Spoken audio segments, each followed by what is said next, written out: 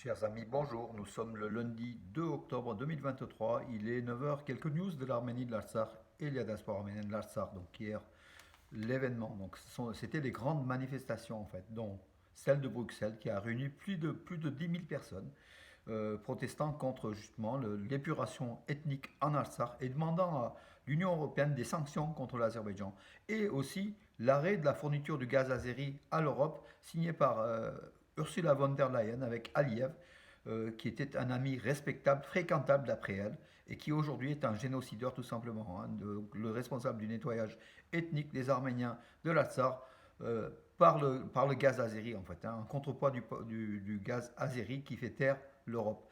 Donc les Arméniens, les manifestants ont demandé l'arrêt de la fourniture de gaz azéri à l'Europe, des sanctions contre l'Azerbaïdjan, et puis aussi, bien sûr, les forces de, comment dirais-je, de l'ONU, déploiement des forces de l'ONU en Artsakh et en Arménie, pour que peut-être la population civile arménienne de l'Artsakh puisse retourner sur ces terres et vivre en toute sécurité. Voilà aussi l'objectif, hein. C'est ce qu'a déclaré hier Asmik Tolmadjian, l'ambassadrice d'Arménie en France, dans une intervention sur BFM et sur France Info. Très belles interventions, il faut dire, hein, très claires, très nettes.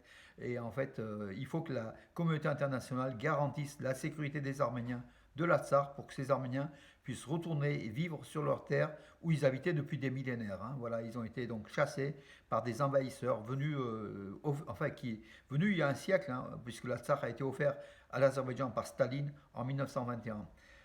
Voilà. Donc partout, donc des manifestations, donc à Paris, pardon, Paris non, c'était Bruxelles, Lyon aussi avec beaucoup de monde, Valence à peu près avec donc 600 personnes, plus de 600 personnes. Donc le Dauphiné d'aujourd'hui donc, fait aussi un article, donc là il parle de 500, mais c'est un journaliste qui a minoré, donc c'était plus de 600, donc mais en tout cas il y avait comment dirais-je, un public massif.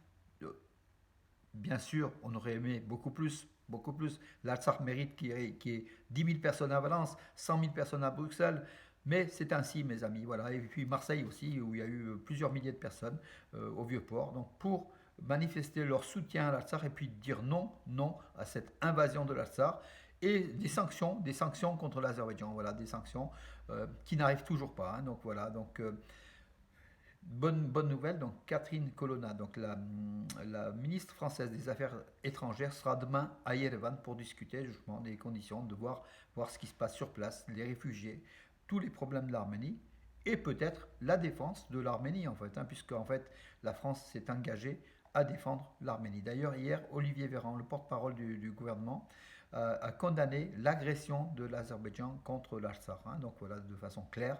Mais après, les sanctions contre l'Azerbaïdjan, il ne s'est pas trop prononcé, donc, puisque ce n'était pas non plus son rôle, hein. Voilà.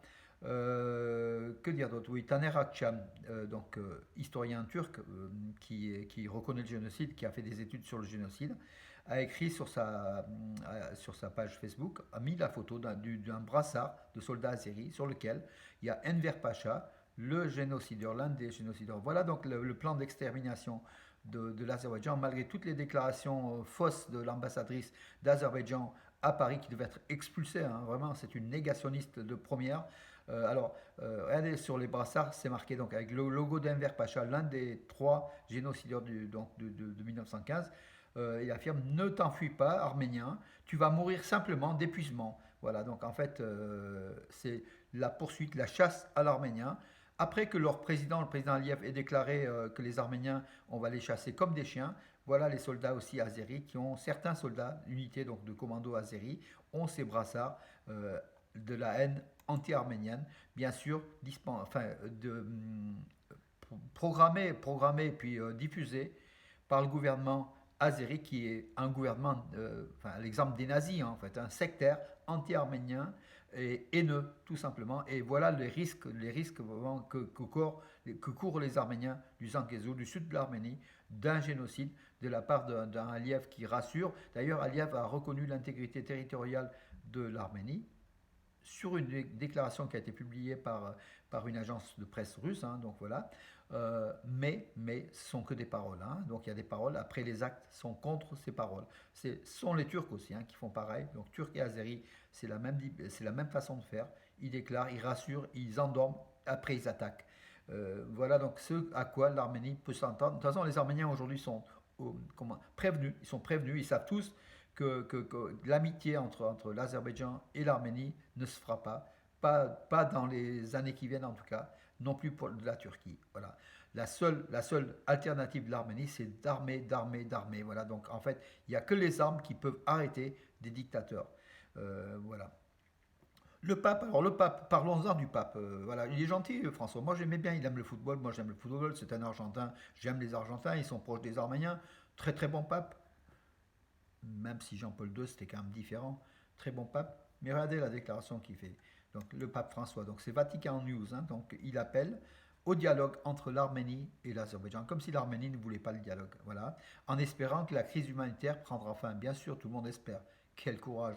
Le Vatican a vraiment du courage de faire ces déclarations-là envers le premier peuple chrétien au monde qui a déclaré en 301 le christianisme comme religion d'État. On attendait à mieux que ça de Rome. On attendait quand même une condamnation de l'Azerbaïdjan et on condamnait, enfin on demandait que le Vatican puisse plus se pencher derrière le sort des Arméniens, qui sont victimes quand même, et alors que là, le Vatican met victimes et bourreaux au même niveau. Et pourquoi? Parce qu'Aliyev et sa femme, qui est la vice-présidente de l'Azerbaïdjan, hein, comme a rappelé donc, le journaliste donc, sur BFM hier, ça veut tout dire, hein. Voilà, c'est un État dictatorial, parce qu'Aliyev finance des œuvres du Vatican, quelques constructions, quelques réfections. Voilà, donc le Vatican aime l'argent, hein, comme beaucoup de diplomaties. C'est la première diplomatie au monde, hein, le Vatican, il faut le savoir. Hein, ils sont très très forts en diplomatie. Où est la chrétienté? Voilà, c'est un empire chrétien, déclaré chrétien, mais c'est un empire diplomatique. Voilà donc le Vatican, manque de courage, vraiment honteux de la part et je m'en excuse auprès de tous les catholiques, fervents catholiques qui sont sincères dans leur foi.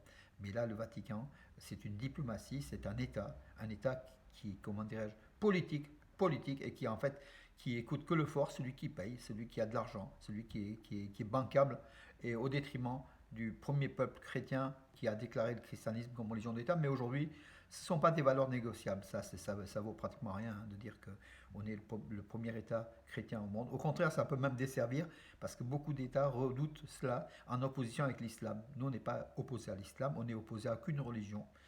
Sauf que là, en l'occurrence, les Arméniens ont peut-être été la cible de génocide pour une épuration ethnique donc, de la part des Turcs qui voulaient faire un territoire turc de toutes les zones de l'Arménie. Les Arméniens étaient là depuis des millénaires. Mais derrière, le facteur religieux a été utilisé par les jeunes Turcs, comme a été utilisé par Aliyev, pour dire que c'est une guerre entre islam contre les chrétiens. Or, ce n'est pas le cas.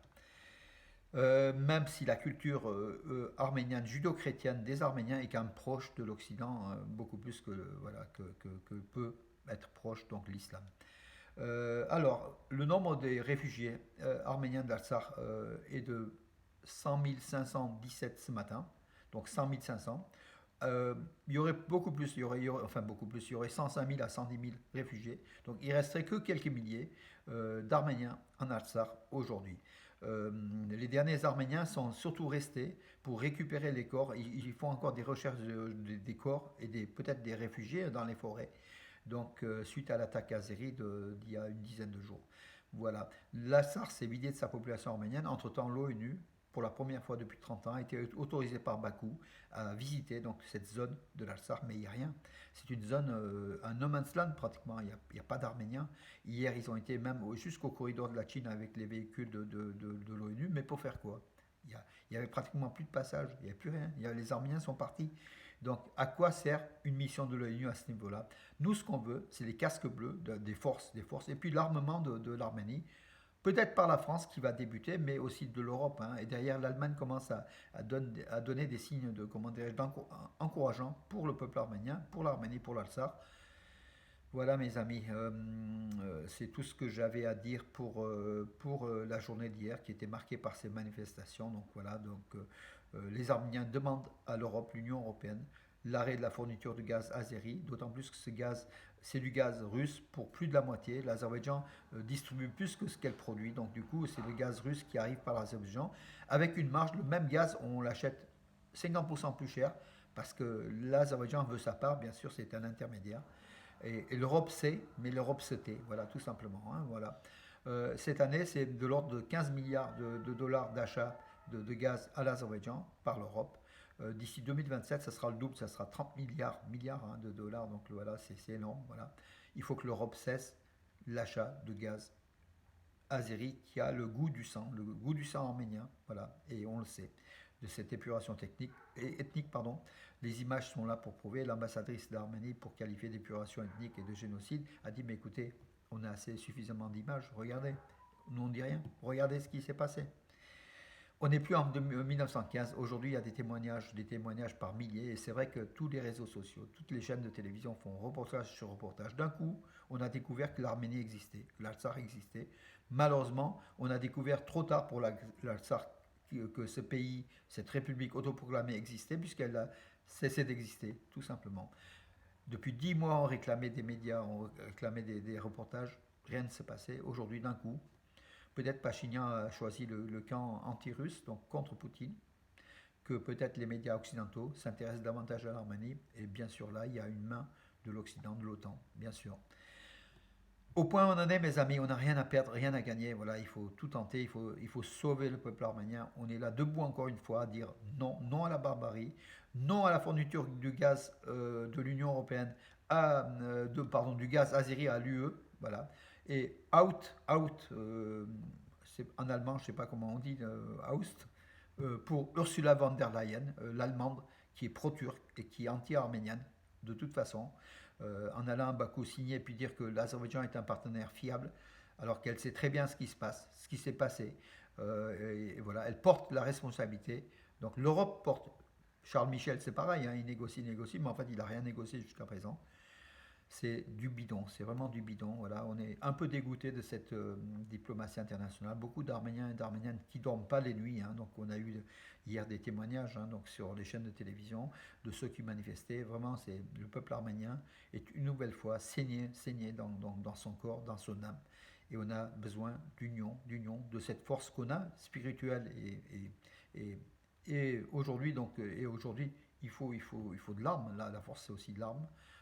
Parce qu'en priant c'est bien, spirituel c'est bien, mais face à des bourreaux, face à des hordes d'envahisseurs, seule l'arme arrête, voilà, donc les dictateurs. Voilà mes amis, j'en ai terminé pour aujourd'hui, oui, pour vous dire, hier donc, à Valence, lors du Luciné Petrosian, qui est une soprano, hein, qui a une superbe voix, qui est la chef du chœur de Priva, a chanté donc, une chanson de Gomidas hier, au tout début de la manifestation à Valence. Elle fait un concert donc, le 15 octobre, voilà, le 15 octobre, dimanche 15 octobre, en l'église arménienne Saint-Sac de Valence. Mais bon, voilà, il faut y aller, entrée libre. Voilà. Il faut soutenir cette soprano qui a beaucoup de talent et qui va chanter beaucoup de Gomidas. Elle adore Gomidas, nous aussi mes amis. Bonne journée et à demain.